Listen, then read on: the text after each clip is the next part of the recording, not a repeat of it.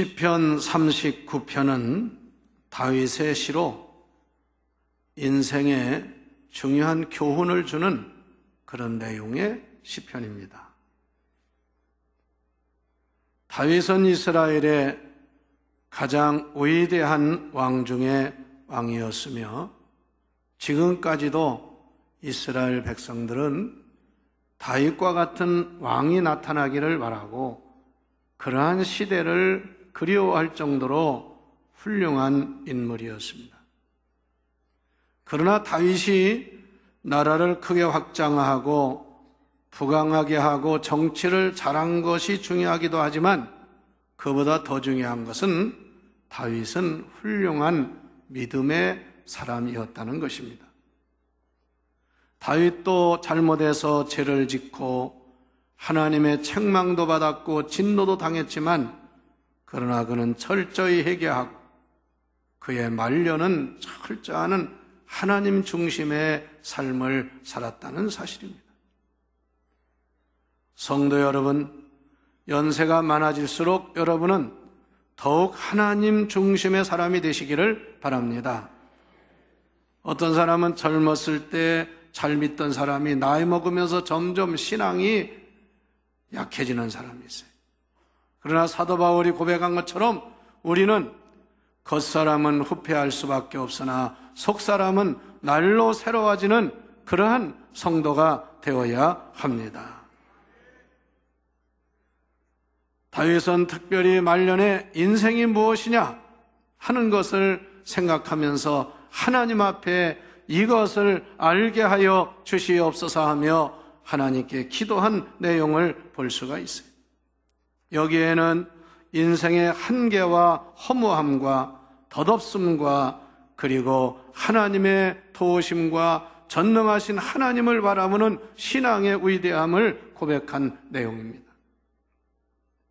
우리 모두는 설 명절을 맞이하면서 본시를 통해서 다시 한번 인생에 꼭 알아야 할 교훈들 그리고 불변의 진리를 엄숙한 교훈을 잘 깨닫는 그래서 지혜롭게 사는 인생이 되어야 합니다.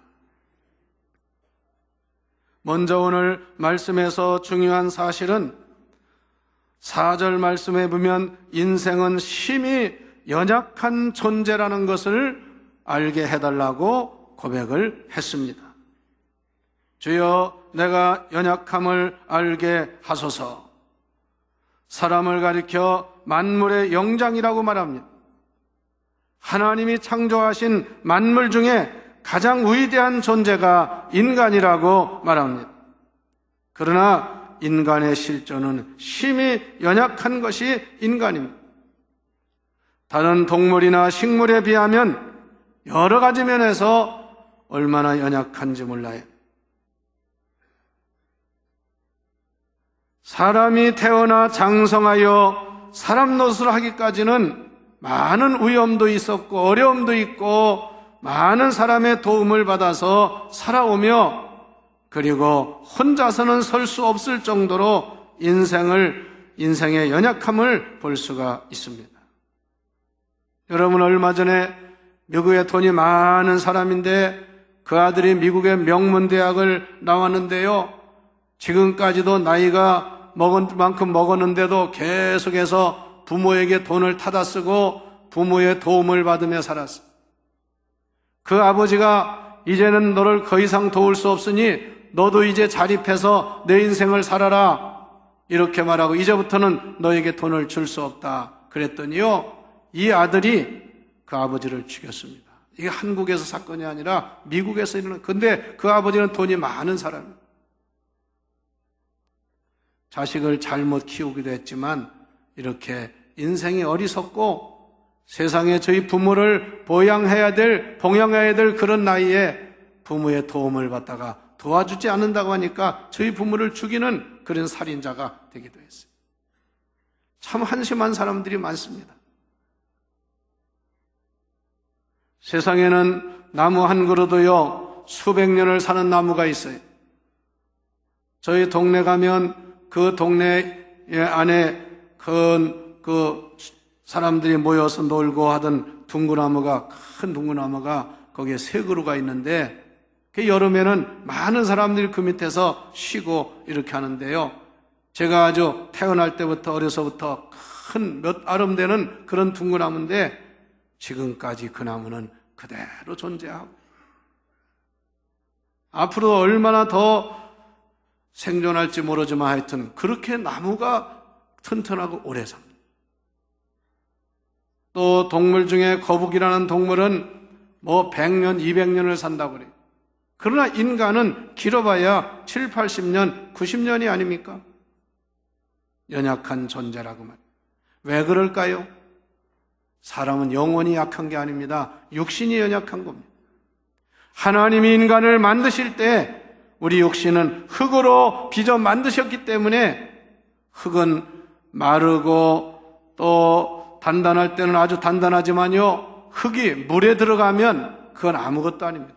그냥 스스로 무너지고 마는 거예요. 이사야 64장 8절에 하나님은 토기장이요 우리는 진흙이라 이렇게 말합니다. 진흙, 아무 힘도 없습니다. 욥기 4장 19절 20절에 보면 하물며 흙집에 살며 티끌로 티를 삼고 하루살이 앞에서라도 무너질 자이겠느냐. 아침과 저녁 사이에 부스러져 가루가 되며 영원히 사라지되 기억하는 자가 없느니라. 이게 인생의 흙으로 비운 인생의 허약함을, 연약함을 말씀한 것입니다. 요즘 대신망을 하면서 우리 성도들의 가정을 제가 찾아가서 성도들을 만나고 이렇게 기도하고 하는데 보면요, 불과 몇십 년 전에 아주 건강하게 일 많이 하시던 그런 어른들이 이제는 노인이 되셔서 다 보면 연세가 80 넘고 하면 한결같이 안 아픈 데가 없어요. 제일 많이 아픈 데가 무릎이 아파서 걷기가 힘들고, 어떤 분은 허리가 아프고, 어떤 분은 이빨이 또 힘들고, 또 어떤 분은 시력이 감퇴되어 잘 안 보이고, 뭐 여러 가지 이런 육신의 질병으로 고생을 하는 것을 볼 수가 있습니다. 그럼에도 불구하고 열심히 새벽 기도를 나오고 저녁 예배를 빠지지 않고 큰 돋보기를 가지고 성경을 읽는 모습을 보면 그의 육신은 연약해졌으나 그의 영혼은, 그의 마음은 주 안에서 강건한 것을 볼 수가 있어요.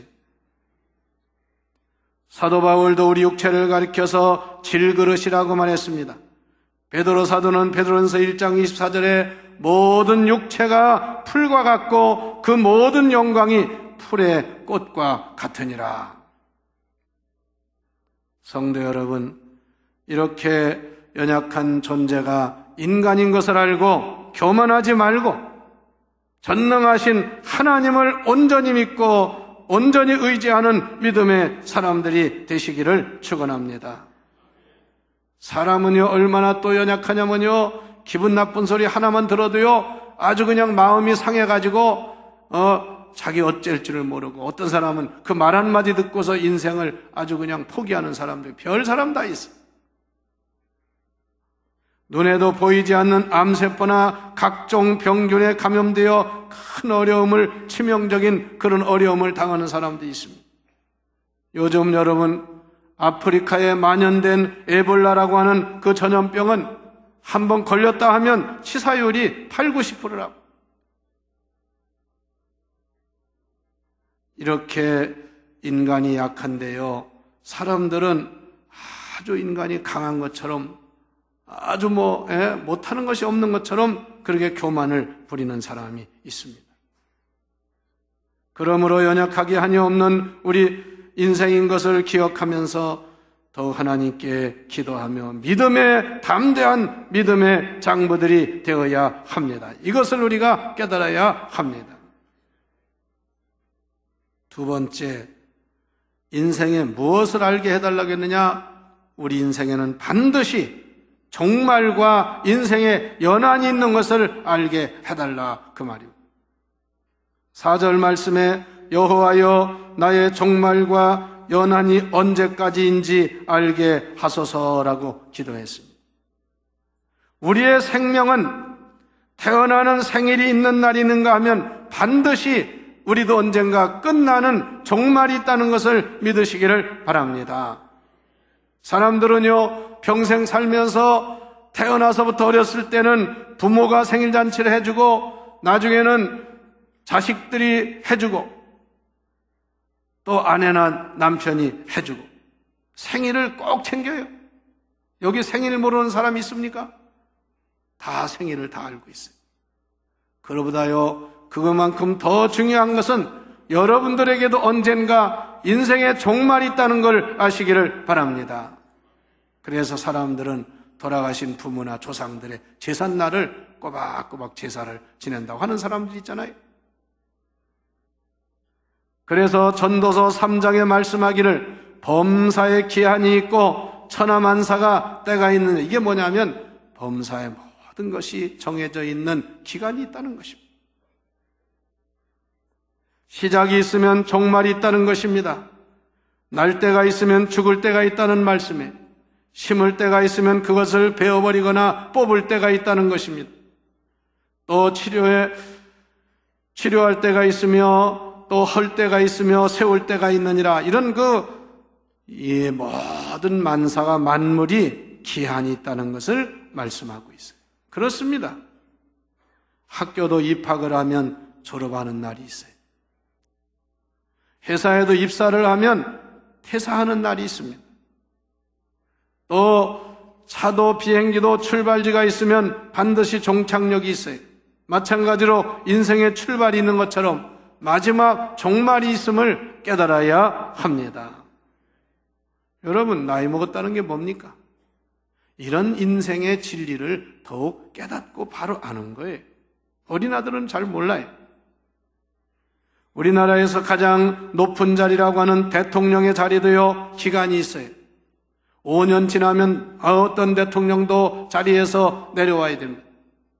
아무리 정치를 잘했어도 더 하고 싶다고 할 수 있는 게 아닙니다. 국회의원도 임기가 있어요. 공무원이나 회사원도 정년이 있습니다. 여러분, 심지어는 물건도요, 다 유통기한이 있습니다. 음식물이나 화장품도 기간이 있어요. 끝없이 쓰는 게 아닙니다. 마찬가지로 우리 인간에게도 하나님이 연한을 정해주셨고 종말이 있음을 아시기를 바랍니다. 그 성경에 보면 우리 인생의 연한이 70이요, 강건하면 80이라. 그러니까 인생이 7, 80이 넘으면 7, 80이 되면 준비를 잘해야 돼요. 왜? 종말이 다가오고 있다는 것을 알아야 합니다. 그게 지혜로운 인생이에요. 고대 이집트에서는 큰 잔치를 베풀 때는요, 잔치 자리에 뭘 갖다 놨냐면 미라, 사람 죽은 시신 아닙니까? 미라나 해골을 그 앞에 놨대요. 우리나라는 무슨 결혼이나 회갑이나 무슨 잔치할 때 보면 얼음을 갖다 크게 해놓고 거기다가 축 뭐라고 쓰고 얼음을 해놓는데요, 이집트에서는 미라나 해골을 거기다가 전시해 놓는데요. 그 의미는 이렇게 큰 잔치를 하고 즐거워하지만 당신도 우리도 머지않아 죽어서 해골이 되고 미라가 된다는 것을 교훈하는 그런 인생을 깨닫게 하는 의미가 있다는 것입니다. 옛날 마게도냐의 왕이었던 알렉산더 대왕은 대단한 사람이었습니다. 그는 그 일대를 다 점령하고 심지어 더 이상 점령할 땅이 없다고 해서 한탄하던 사람. 그런데 그는요, 상당히 지혜로운 사람이었어요. 그래서 언제나 자기 신하를 신하 중에서 한 사람을, 아주 똑똑한 신하를 택해서 아침마다 문안 인사를 하는데 무슨 인사를 하냐면요, 그 말만 하면 돼. 이 신하는 폐하도 언젠가는 죽습니다. 그것만 하는 거예요. 그런 취직자리 있으면 편하겠어야죠. 자고 나서 가서 폐하한테 가서 폐하도 언젠가는 죽습니다. 그러면 그 왕이 대답하기를 고맙다. 나도 알고 있다. 그래서 인생을 조심하면서 준비하면서 살았다. 저 중국의 탕왕이라는 사람은요, 자기 세숫대에다가 맑은 물로 세수하잖아요. 그 세숫대 바닥에다가 뭐라고 써놨냐면, 여러분 그런 한문을 들어봤어요. 구일신, 일일신, 우일신이라는 걸 써놨어요. 그게 무슨 뜻이냐면요, 구일신, 반드시 새로워져야 된다. 일일신, 매일 새로워져야 된다. 그 다음에 우일신, 또 새로워져야 된다. 그 왕이 그 세수할 때마다 그 글씨를 보면서 그렇게 살았다는 거예요. 여기 예배드리는 여러분들도요, 여러분 성경을 늘 보고 하는데요, 날마다 새로워지기를 기도하시기를 바랍니다. 설명절이 되면 사람들은 고향을 찾아가고 조상들의 묘를 찾아가서 성묘를 합니다. 성묘. 성묘가 뭡니까? 그 전에 보면 안 믿는 사람들은 성묘 갈 때 가가지고요, 사과, 배 몇 개 가지고 가서 술까지 가가지고는 거기다 절을 하고, 또 그 묘, 잔디가 있는 묘에다가 술을 뿌려요. 아버지 한 잔 드세요. 할아버지 한 잔 드세요. 아니, 돌아가신 분까지 술 먹여? 그러고 또 자기들도 한 잔하고. 그게 성묘라고 생각하는데 성묘는 그렇게 하는 게 아니에요. 묘를 찾아가 보면서 인생을 배워야 될 줄 믿습니다.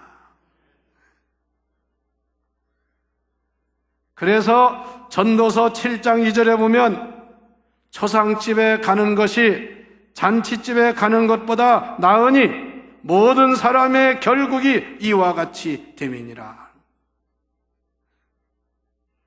그런데 사람들은 잔치집은 매주고 난리 나도요, 초상집 가는 거는 소홀히 하는 사람 많아요.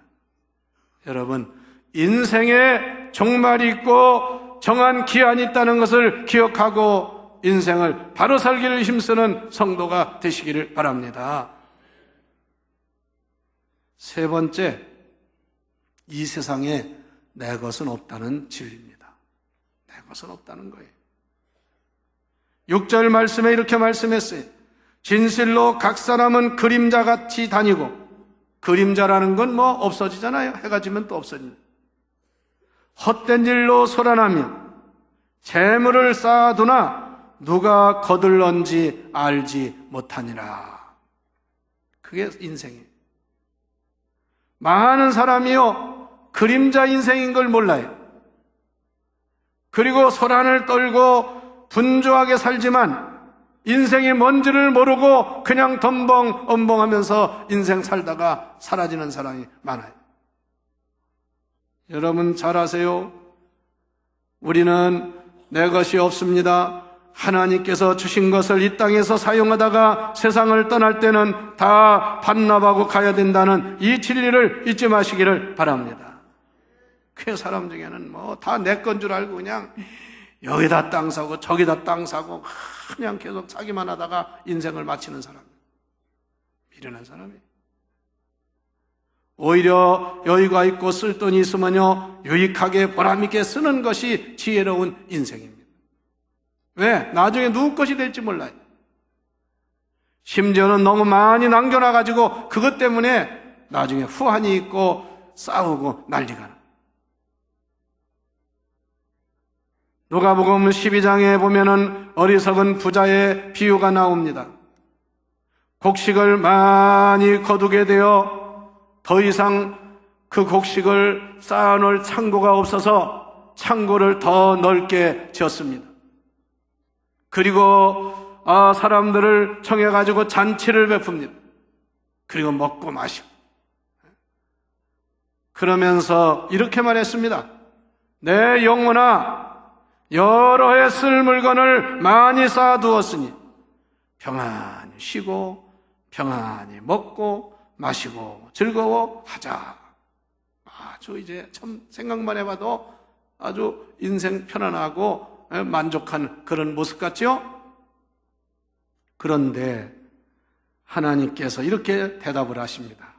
이 어리석은 인간아, 어리석은 자여, 오늘 밤에 내 영혼을 도로 찾으리니 그러면 내가 준비한 것이 누구의 것이 되겠느냐? 지금 하나님 오늘 저녁에 그 사람 영혼을 데려가려고 하는데 그거 쌓아놓고서 좋아하고 만족해하고 있어요. 그러면서 이렇게 말씀했어요. 자기를 위하여 재물을 쌓아두고 하나님께 대하여 부여하지 못한 자는 이와 같은 자니라. 하나님께는 쌓아둔 게 아무것도 없어. 자기 이름 가지고 자기 것만 많이 불려놨지. 미련하고 어리석은 인생이라고. 그렇습니다. 여러분, 우리는 이 땅에 태어날 때 아무것도 가지고 온 것이 없는 것처럼 결국은 세상을 떠날 때 모든 것을 다 놓고 가야 되는 인생인 것을 잊지 마시기를 바랍니다.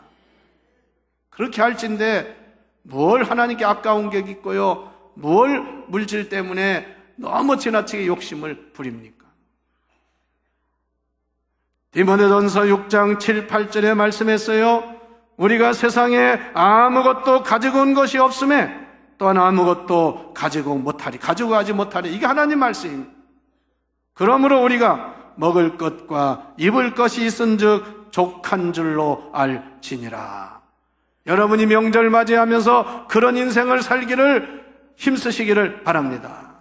다 같이 먹을 것과 입을 것이 있으니 족합니다. 믿습니까? 그렇게 살아야 돼요. 우리 하나님 앞에 부유한 자가 되시기를 축원합니다. 오늘 말씀의 결론을 드립니다. 그러면 우리가 이런 것을 깨닫게 해달라고 기도한 다윗은 마지막으로 무슨 소원을 하나님께 아뢰었느냐? 7절 말씀을 다 같이 읽어보시기 바랍니다. 시편 39편 7절 시작. 주여 이제 내가 무엇을 바라리요? 나의 소망은 주께 있나이다. 할렐루야. 이렇게 여러분들이 고백했으면 좋겠어요. 주여 내가 뭘 더 이상 바라겠나이까? 나의 소망은 오직 주님께 있나이다. 그 인생이 행복한 인생이 되는 줄 믿으시기를 바랍니다. 오늘 이 말씀을 통해서 우리는 연약한 존재라는 사실, 우리에게도 언젠가 종말이 있다는 사실, 연한이 정해져 있다는 사실, 그리고 내 것은 아무것도 없다는 사실을 기억하고 아무쪼록 음년 우리 금년 우리 교회 표처럼 오직 주를 바라보는 믿음을 가지고 승리하는 우리 모두가 되기를 주의 이름으로 축원합니다. 기도합시다. 하나님 아버지, 성경의 고백처럼 찬송처럼 주님 한 분만으로 만족할 수 있는 믿음의 장부들이 되게 하여 주시옵소서. 지나친 욕심과 어리석은 사람이 되지 않게 하여 주시고 오직 나의 소망은 주님밖에 없다는 고백과 주님을 바라보는 믿음으로 살게 하여 주시옵소서. 이 설 명절을 맞이하면서 다시 한번 인생의 중요한 교훈을 깨닫게 하여 주시옵소서. 예수님의 이름으로 기도하옵나이다. 아멘.